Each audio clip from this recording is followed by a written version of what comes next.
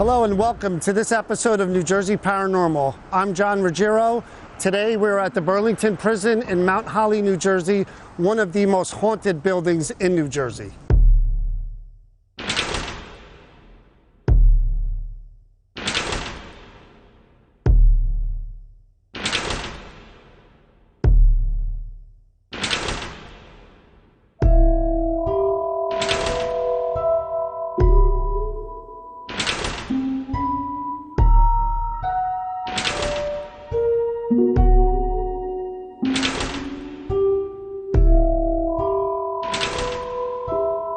I'm here with Janet Sozio, president of the Prison Museum Association. Janet, thank you for being here. Thank you, John. Tell me a little bit about the history of the prison. The jail is a very significant building historically. It was designated a National Historic Landmark in 1987, one of only 2,500 such buildings designated in the whole United States. And it was designated a National Historic Landmark because it was designed by Robert Mills, the first American-born and American-trained architect. He was a Quaker, and like all Quakers in those days, he was interested in prison reform. The Quakers had the unusual idea for those days that prisoners could be reformed through education, religious training, and vocational training. So he designed this building with those concepts in mind. Exactly. In fact, he even wrote an essay about it, which he submitted with the plans, and anyone who is interested can read that essay on our website. He was also interested in fireproof materials. He designed this building with stone and concrete. It's the first fireproof building built in the United States. Wow. He designed the buildings to last. He went on to have a very illustrious career. He designed this place when he was only 26 years old. At the same time, he became friends with none other than Thomas Jefferson and helped Jefferson design Monticello. But later, he became President Jackson's chief architect, and during those years, he really reached his height. He designed many buildings that you know of today, including the U.S. Post Office, the U.S. Treasury Building, that's the building on the back of your $10 bill, and the Washington Monument.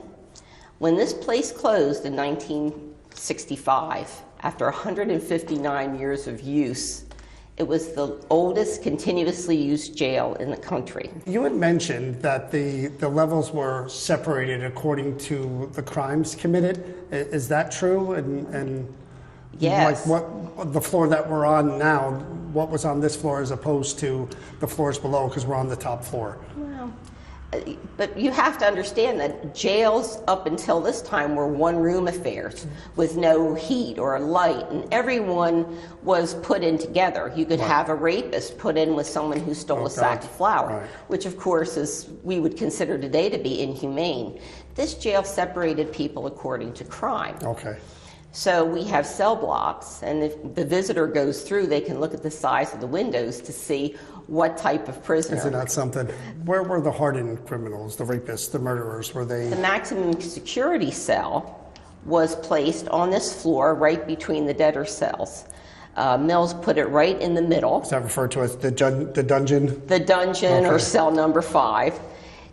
He put it on the top floor where the prisoner couldn't tunnel out, and where the guards would spend a lot of time to surveil it. And that window was about that big? The window was the smallest window in the place.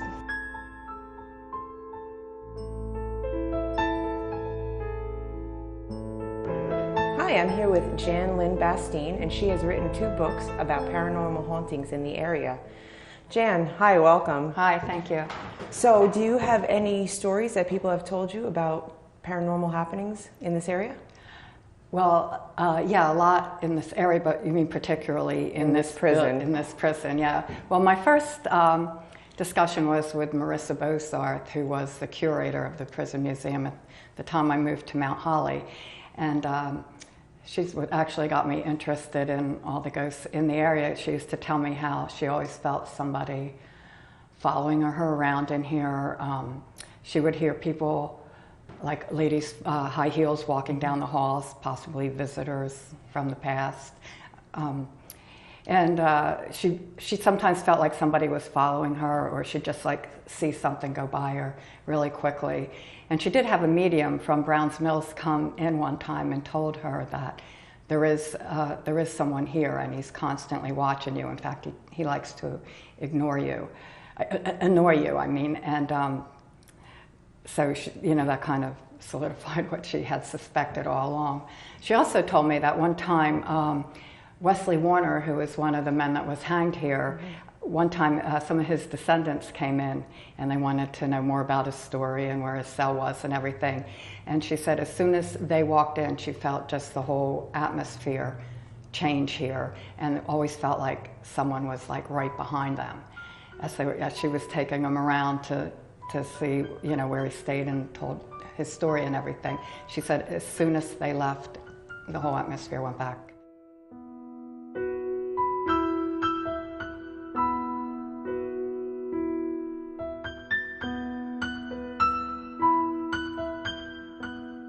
Before New Jersey Paranormal comes in and does any type of a ghost investigation, we do research. And interestingly enough, we found a lot of things that might be the reason why this place is haunted. From 1811 to 1906, there were actually 9 executions held right here in Mount Holly. Back in 1850, the courts ordered that all hangings be done with a semblance of dignity and with privacy. So they moved them from a street location where they were public spectacles to actually here behind the yard in the prison, where there's a high stone wall and you had to have a ticket for admission to get in. Also, it didn't stop any of the spectators that wanted to see this event. They would actually climb trees and they would climb roofs to actually view the hanging. Ironically enough, the first hanging was Philip Lynch, who got into a fight with George Cutler at a Burlington bar over who was stronger, specifically who had the bigger arm. On the way home from the bar, the both of them got into a fist fight where Lynch actually knocked Cutler senseless, went home, got a gun, came back, and beat him to death. Unfortunately, this all was done in front of his son. But on being sentenced, he turned to the prosecuting attorney and told him that with his last breath, he would be back for him as well. Coming into the prison, he turned to the sheriff and stated, "If you hang me before nightfall, I will get you all." Then he was taken out where he was hung and swung grotesquely. Taking a step back to 1833, Joel Cutler was hung out publicly. He was hung for the murder of his girlfriend, Mary Hamilton, who he stabbed to death because she refused his proposal. Upon hanging 3 months later, here in the backyard, he swung for 22 agonizing minutes before he died. Now going to Wesley Warren, who was hung here for the murder of his girlfriend, Lizzie, who was known as the Burlington Hussy and lived in sin with a sugar daddy. Warner was 27 years old and left his wife and 4 children to be with Lizzie. He worked a concession stand at the state fair where nightly he would watch Lizzie flirt with men and take money. So in a rage, he followed Lizzie and her 2 sisters with 3 gentlemen to the opera, where he waited behind a bush for Lizzie to come out, jumped out crying, "Damn you, Lizzie," and slit her throat. So of course he was hung here too for that murder. Another reason why this place might be very haunted is the double murder that happened right here where we're standing at this jail cell. And Henry Assey was in here for drunken disorderly, convinced the Warden King that he was sick. When Warden King returned to give him medication, he unlocked the cell door where Ashley came out with a poker and bludgeoned him to death, then killed another gentleman that was working in the kitchen by the name of Bartley, and then gave himself up meekly to the other officers that came into the cell. Later on, it was deemed that he would be tried for first-degree murder, but then that was changed that he was criminally insane at the time of the murders, so he only did about 13 years of prison before he was released on parole. That's why this very area might be haunted. And now we're going to set up in the basement with our equipment because this is reportedly the most active place in the building. This is where the murders happen. This is where people have experienced things. So I'm going to get the rest of the team down here and we're going to get started.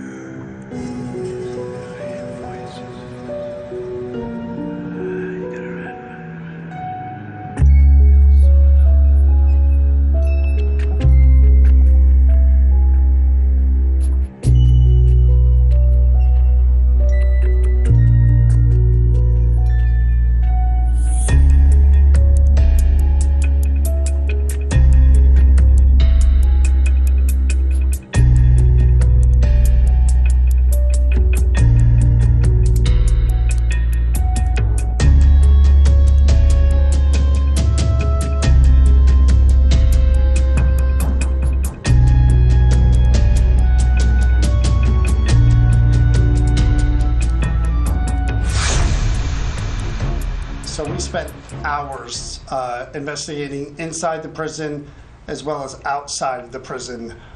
We covered pretty much every inch of the building and the yard, and we were actually able to capture a lot of evidence. Substantial evidence. In and around the building.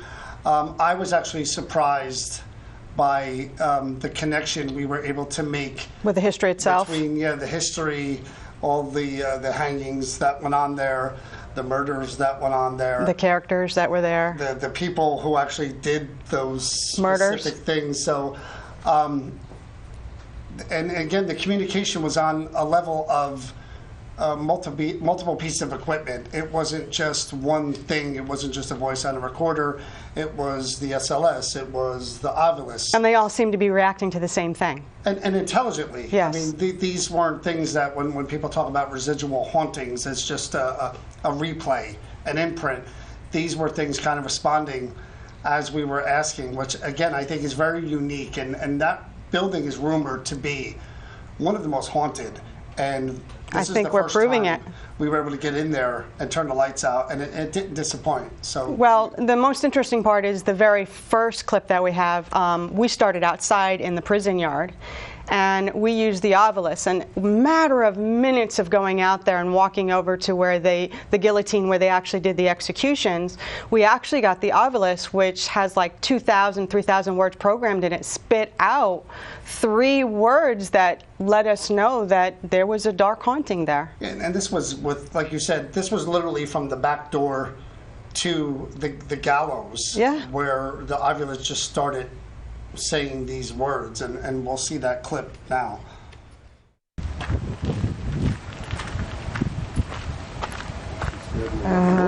It'll zoom in. You just have to hold it for a minute.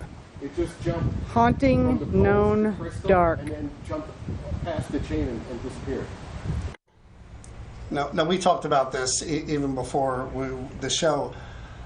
I don't think it's really a matter of the way the words were presented as much as it is what they were trying to say. To communicate to us. I think it was saying dark known haunting. I don't Yeah. think the order really matters. I think that it was trying to say that in a way that it could. And it really would make sense because we're talking about people that killed people, brutally. If someone with a knife, someone People who threatened to come back and to take out people who were there once they were hung. Right, and if anything was to linger back there, it would be something dark. And the only known thing that would be back there is Joe Clow. Philip Lynch was the one I think that was threatening to people. No, as far as the one that was buried, the body that's his buried. body's back there. Yes, he's buried back there. Buried in the yard Yeah. because it was during the Depression. They couldn't afford to bury him, and they don't know where. And nobody would he's claim buried. him. Yeah. And a murderer. So if anything was dark and it would stay back there, it would probably be him. But it could be any of them because these were all sick people and killers. And the next clip actually happens in the yard as well. Basically the same area, I believe. We were by where the gallows would have been. And this figure appears on the SLS camera, which maps movement and figures that we can't see with our naked eye. And at first it appears by a pole, and then it does something strange. and let's play the clip, and then we'll talk about that. Philip Lynch, I think. It's reaching out to John. Rufus, I don't remember the other guy. Wesley Warren. It's, Wesley Warren. whoa, look at that, look at that. Leslie, It just jumped over right by you, Ton. Wesley, And then are you here? Leslie, I it's know like the where red Lizzie one. is. Ton, back up a little bit. I know where Lizzie is. We had. It's still there. Look, it's still there. 22 minutes Yep, I Wesley see hung before he died. If you want to say hello to Lizzie, come touch And my then hand. switch hands. Shivering. Okay, that's I better. felt like something tugged my jacket. I gotta switch. Yeah, well, it's right there. It was everybody hear on. me? It was on your shoulder. What's interesting about that clip, and again, as I watch it again, the SLS will map a figure, an object that's just, static, just standing there, like the chair, and it will sometimes show a stick figure. What that shows is the pole was there and something was actually reaching out From the pole. from the pole, and you see it leave the pole, jump on me, stay on me for a good couple of seconds and then kind of remove itself from me. Well, it seemed like the more that we kept saying what we were aware of it, then it seemed like it jumped back to the post and it kind of like hid behind the post, because I don't know if you saw like the arm like was by the post. But again, watching the clip again, because I don't remember the clip until I've seen it now, I actually reference it pulling my jacket. Yeah. And there's no way of me knowing what Kenny was seeing through that camera. I'm just saying what I'm feeling at the time. Because actually right before that was filmed, you actually were getting those words from the obelisk. Right. So it was almost like simultaneous. And it just, again, the feeling of being tugged on and then being able to validate that by the figure actually we're able to see the figure, what it's doing, going from pole to me and then to back. pole again. So that was a little strange when I saw that. With the next clip. Well, we decided to go inside because it was brutally cold that night. It was unbelievably cold. And we went in and we decided we were going to start in the basement because that's actually where the murders were started. So Tanya decided, we had put a REM pod all the way down at the other end of the hall, and Tanya had to start saying, like, if there's somebody down there, can you light this up? And it was almost like on command immediately that the REM pod lit up. Let's see that clip. Are you down at the very end of the hallway? Light something up. There you go.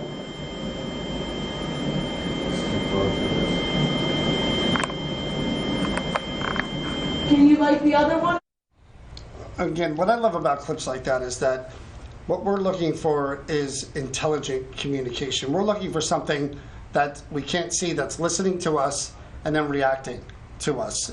And she, like you said, she basically finished saying, if you're down there, light that up, and bam, on command. Yeah. So something was listening, and something, you literally have to touch the antenna of that object to make it light up like that. And again, something did.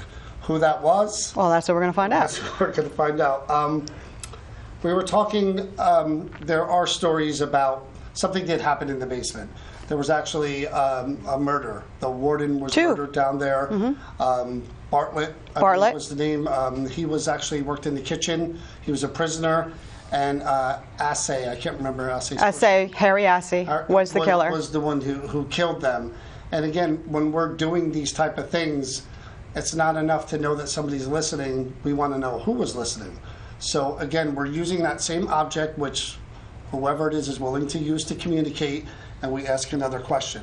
Well, let's play that clip. Were you one of the guards that was killed here?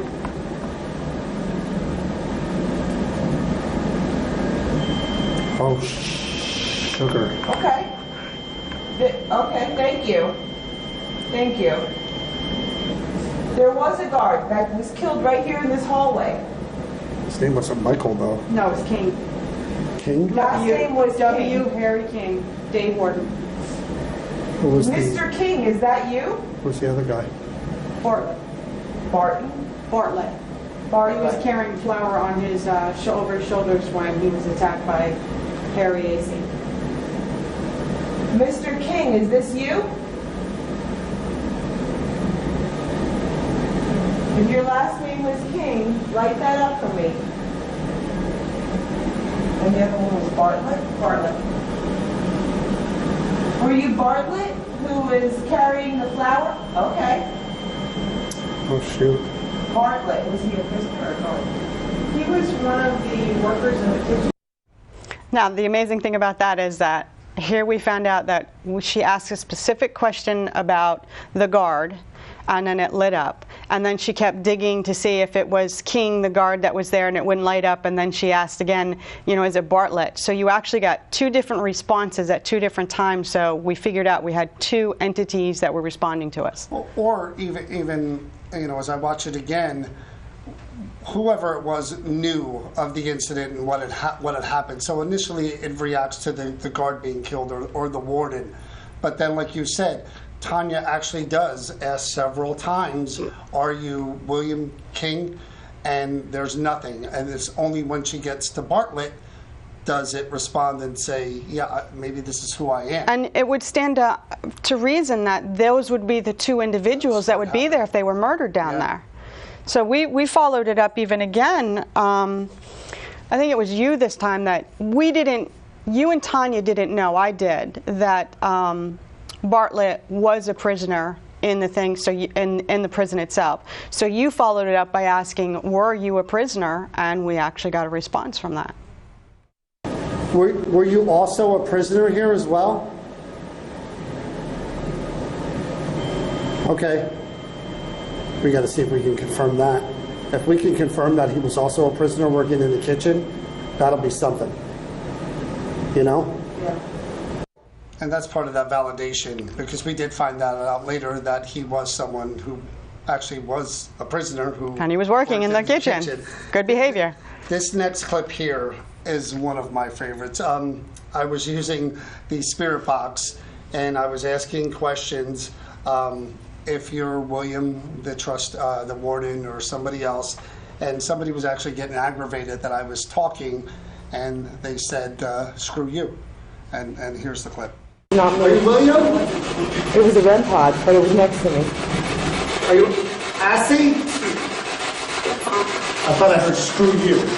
And the funny thing is, I heard it, but I didn't know if I heard it or not. Let's play it one more time, and you can actually hear the word screw you. Not me. Are you William? It was a REM pod, but it was next to me. Are you Assy? I thought I heard screw you.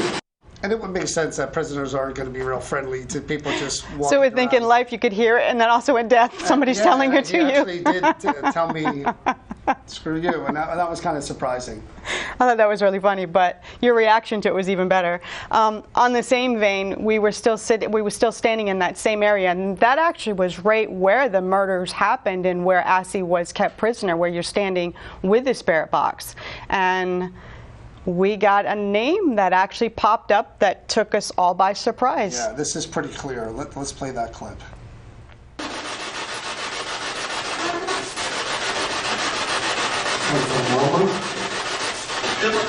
Philip. It said Philip. Philip Lynch? Lynch was the guy who was hung. Shut up. Philip Lynch was the first man hung here, executed in the prison. And he said he'd come back for everybody. We're going to play that one more time because, again, people doubt the spirit box and that it can be used for communication. Sometimes words just come through. That Philip is as clear as day. Let's play that one more time.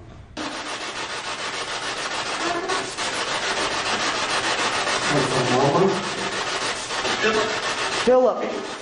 It said Philip. Philip Lynch? Lynch was the guy who was hung. Shut up. Philip Lynch was the first man hung here, executed in the prison. And he said he'd come back for everybody.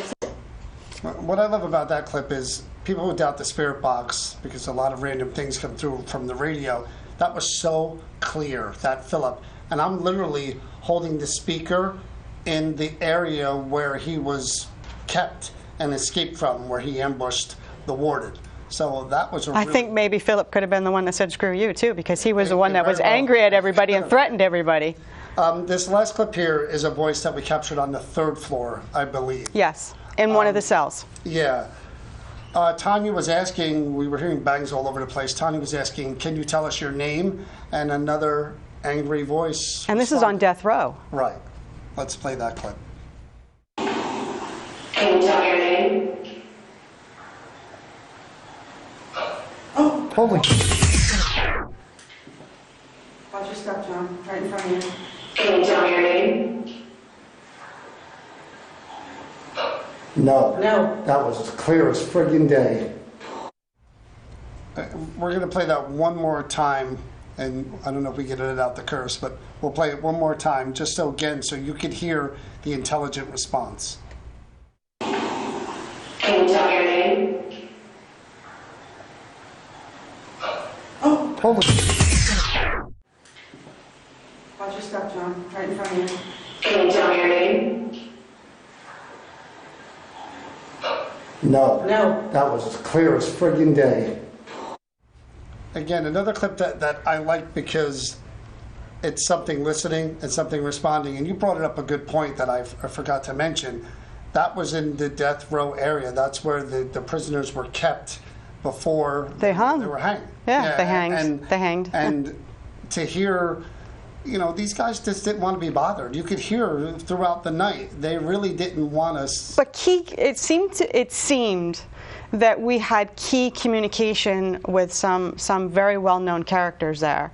The guard who was murdered, Bartlett who was murdered, Lynch, who was the killer himself, Harry Assey might have been, and like Philip Lynch, like you said. The guy who mentioned he was going to come back to haunt the place actually said his name while we're there trying to communicate out loud, which I thought was really something unique in that we were able to capture that. The Burlington Prison did not disappoint. No. As far as one of the most haunted places in New Jersey, I would definitely call it that. I would love to go back there again and again. I recommend everyone go there for the day tours to just see the building during the day if you can. And if you can figure out a way to get in there at night to do a ghost hunt or even with us, I recommend you do that as well. Definitely want to go back there. So do I. Many times. Especially in warmer weather. Definitely. Thank you all for watching this episode of New Jersey Paranormal. We'll see you next time.